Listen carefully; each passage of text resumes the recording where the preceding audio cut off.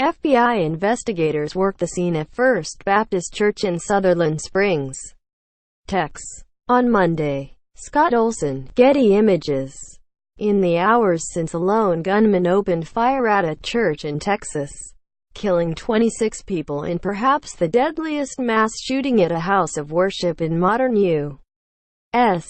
history. Political and spiritual leaders have been voicing concerns about safety in religious sanctuaries. When the gunman, identified by authorities as 26-year-old Devin Patrick Kelley, went on a rampage Sunday at tiny First Baptist Church in Sutherland Springs, it was an armed civilian who returned fire. Kelley was found dead miles from the shooting scene. Authorities believe he took his own life.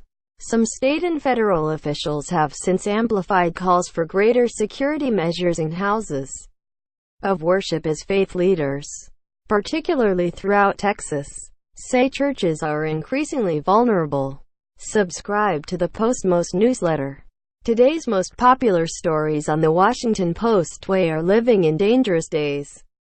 Southern Baptist pastor Jack Graham said on Twitter. Graham, who serves as an evangelical advisor to President Trump, noted that it is important that every church, no matter how large or small, have a security procedure. Graham said his Plano megachurch is preparing to host and train church leaders for security training. Trump said the rampage would have been much worse if not for the armed citizen who had a gun that was shooting in the opposite direction.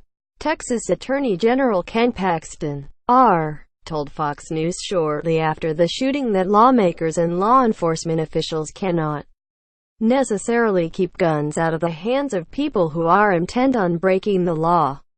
But, Paxton said, concealed carry laws give citizens the opportunity to arm themselves and be in a position to help stop a gunman before first responders can get to the scene. We've had shootings at churches for forever. The Attorney General, who has advocated concealed carry laws in the past, told Fox News, it's going to happen again. So we need people in churches, either professional security or at least arming some of the parishioners or the congregation, so they can respond when something like this happens again. That Deputy Executive Director of the Texas Democratic Party said Paxton should apologize for the comments. Something is woeful wrong when elected officials wring their hands and suggest we can only stay safe by bringing arsenals to church. Manny Garcia said, according to the Dallas Morning News, Texans deserve more from their chief law enforcement official than inaction and willful ignorance.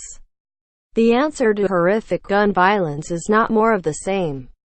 Lord knows we have already had plenty of that. The Associated Press has tallied more than a dozen fatal shootings since 2012 at U.S. houses of worship. Neo-Nazi Fraser Glenn Miller Jr. opened fire on a man and his 14-year-old grandson outside a Jewish center in April 2014 before driving to a Jewish retirement community, where he gunned down a woman visiting her mother.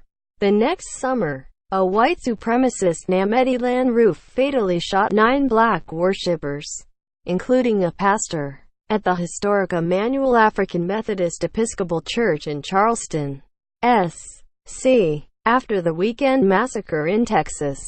Ed Stetzer, executive director of Wheaton College's Billy Graham Center for Evangelism, said many churches remain vulnerable and that congregations and faith leaders shave to acknowledge that places where people gather are an easy target for those who want to commit violence. Every large church I know has a security ministry already, he told the Washington Post. I think more and more are going to do so. I think they're going to, in some cases, have more than volunteers. I speak every week at a church in downtown Chicago. I assure you there's not a Sunday when I don't have within eyeshot several security team members. But, Stetzer said, when you've got automatic or semi-automatic weapons, you're talking about a whole different conversation.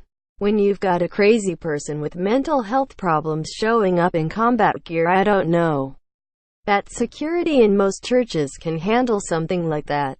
Robert Jeffress of First Baptist Church of Dallas told Fox and Friends that as many as half of the members of his congregation bring their firearms into the church.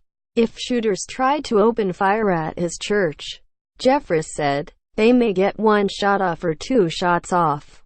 But that's it, and that's the last thing they'll ever do in this life. The Rev. Jamie Johnson, director of the Department of Homeland Security's Center for Faith-Based and Neighborhood Partnerships, said the agency began teaching faith leaders and their congregations about safety and security measures long before the shooting in Texas. Johnson, who was appointed by then Homeland Security Secretary John F.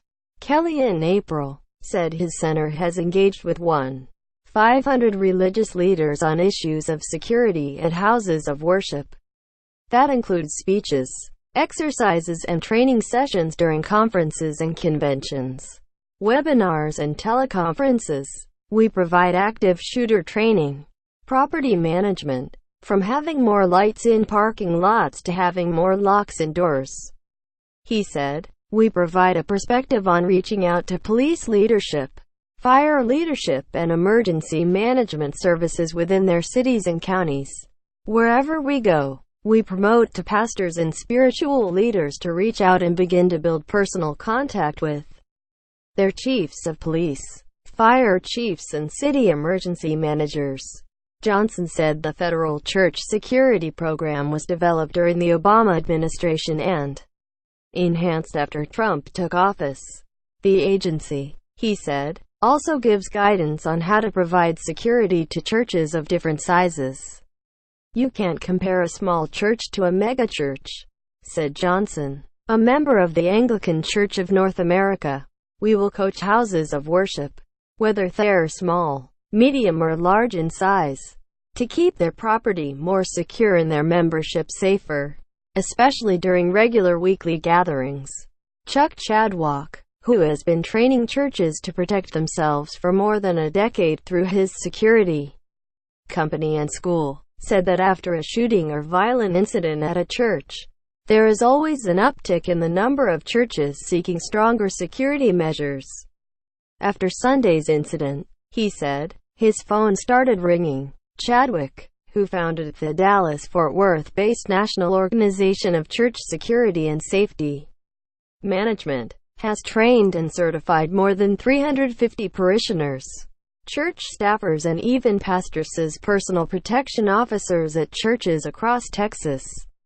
He said he uses a state-sanctioned program similar to one for private security officers teaching hand-to-hand tactics, intermediate weapon use such as pepper spray or Abaddon, and handgun skills. I think it's important to have an initial responder, a person who's already trained and there, he said. He said that because most active shooter situations are over in minutes.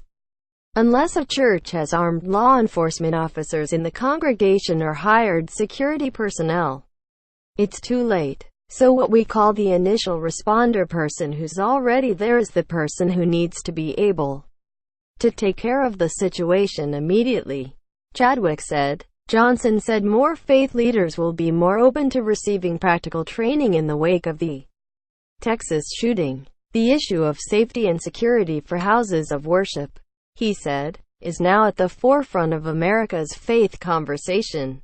Read more. Trump says Texas shooting is a problem of mental health, not guns. Who is Devin Patrick Kelley, the gunman officials say killed churchgoers in Sutherland Springs, Texas. An unlikely hero describes gun battle and 95 miles per hour chase with Texas shooting suspect.